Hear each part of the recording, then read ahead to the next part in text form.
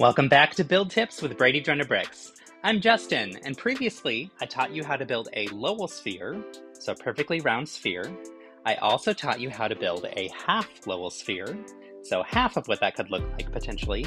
And today I'm going to show you how to build an elongated sphere.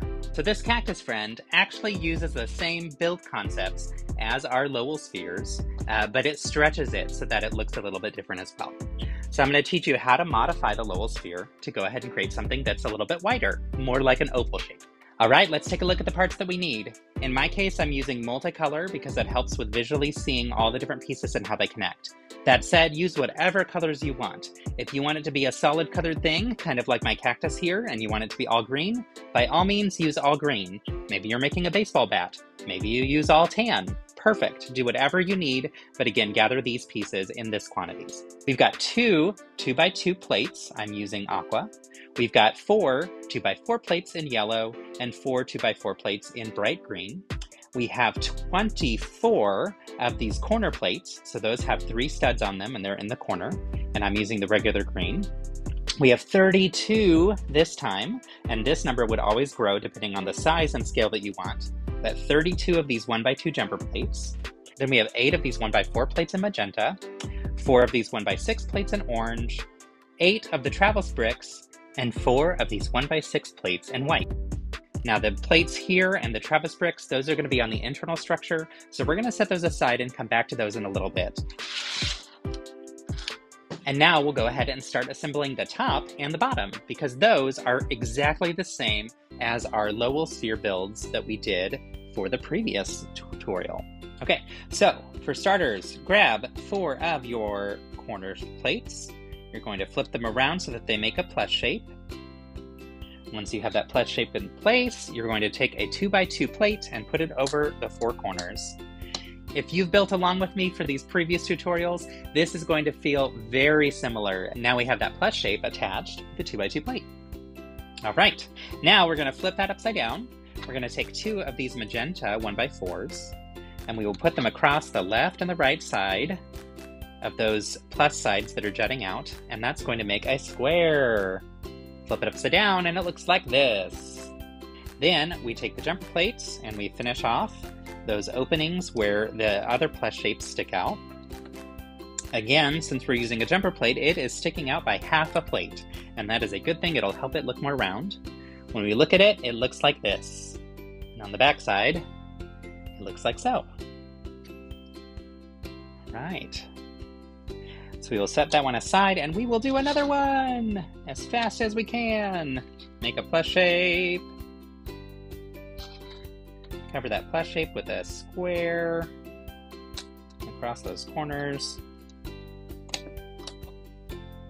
Take some 1x4s and put them on the back side, left and right. And flip it upside down, add those jumper plates.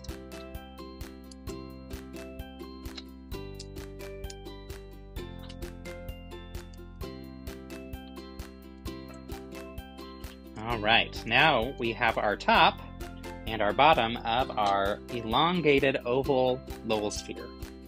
Or maybe it's a Lowell oval would be the right term for this. Okay, the next part is super fun. We are going to make the 4 walls that are going to be longer. So 2 of them are the same, and then the other 2 are the same as each other, but they're going to be built in different ways. So let's build the first 2. You're going to take the corner plates like you did before and make a plus shape, but you're going to leave a gap between them because we are going to put in between using a 2x4 to go ahead and stretch that out. Okay, so we've got that plus shape, but again, we've made it a little bit taller by putting in a 2x4. Now you could put in any amount of space here and it would make it even longer and even longer. We are only elongating these sides to be 2 studs longer. Okay, so now that we have that here, we are going to take the yellow 2x4 and we're going to put it on top. This is the exact same concept as putting that blue one on the top of the top. Instead, it's just stretched out a little bit because we're making it longer. Okay? Once you've attached that, looks like this. So you can see it. Then we're going to flip it upside down. We're going to take 2 of these orange 1x6s and put them across the long walls. Okay. So that is going to make it look more like a rectangle, like so. And if we flip it upside down, this is what it looks like. So we got this, and we got that.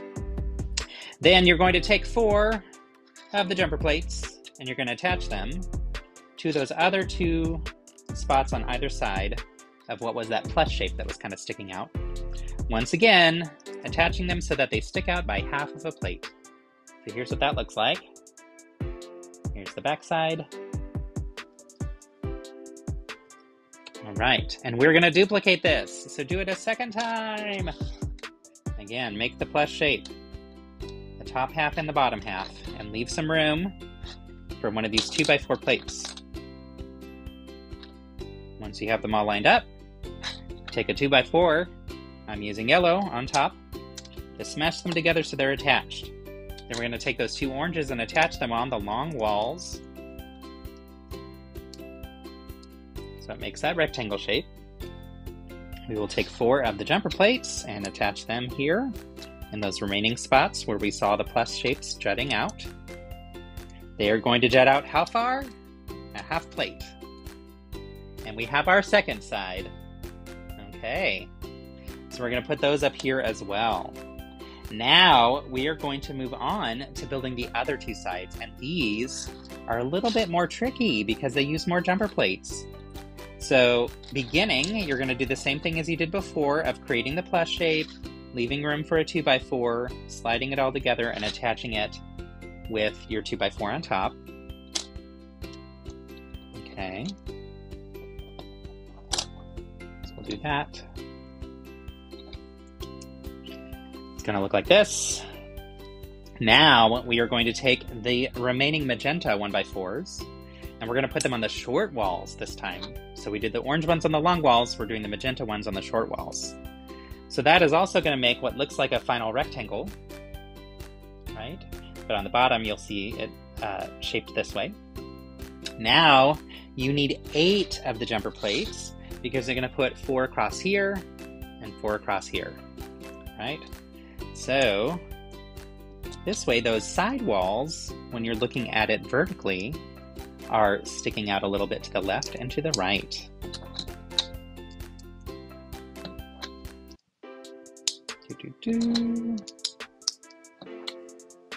Okay, so I've done it. Here is one. Flip upside down. That's what it looks like. Okay.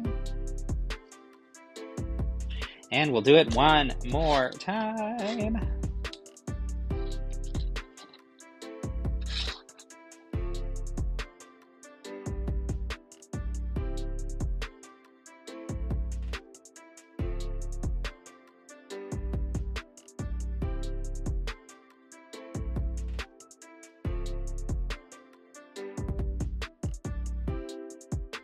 All right, here's this one. Flip it upside down, that's what it looks like on the bottom half as well. So now we have our 4 walls, where 2 have the jumper plates jutting out to the left and the right, and 2 have the jumper plates going up and down. And we have the top side and the bottom side.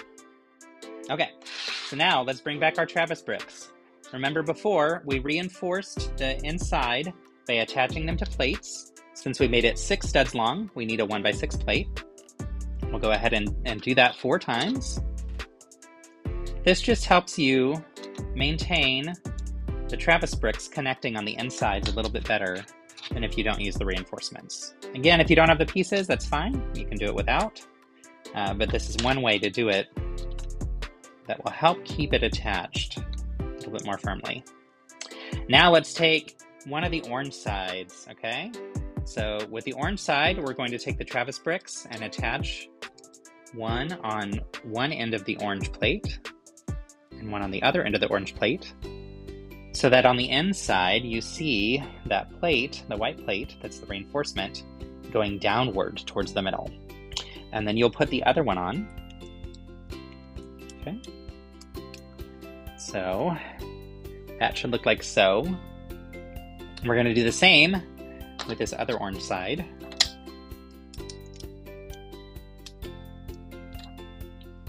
Again, attaching it so that that white plate for reinforcement is in the middle. And now we will take the other sides. So first, we've got these 4 corners that are magenta. We're going to use these 2 corners that are on the long side first and attach them to the Travis brick. So now you'll see, if you zoom in, how that's attached there.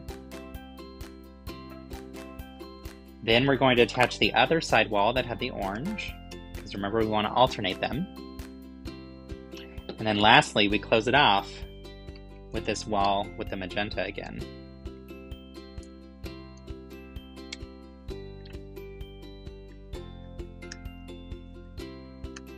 Like so. So now we have basically an oval shape that doesn't have the end parts on them. But once we add the end parts, it's going to look more like the shape of a pill, kind of.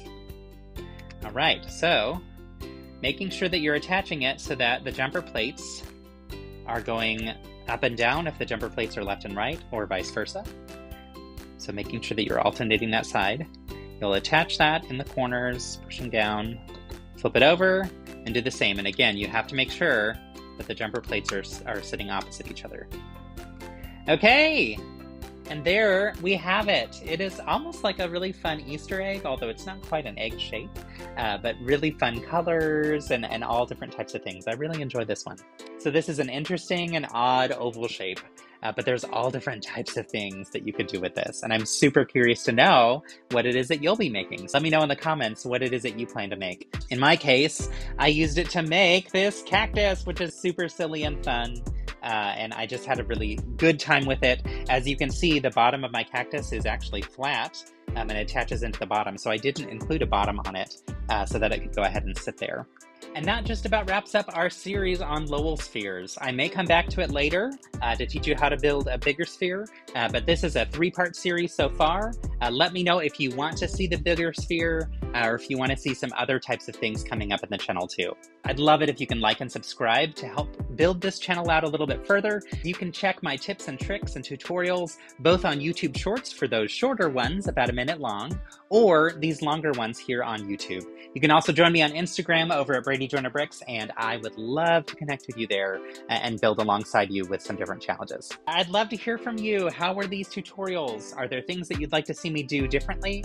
As well as let me know in the chat what other tips, tutorials, or tricks you'd like to see coming up next. And as always, whatever you build, build kindness. Thanks, y'all.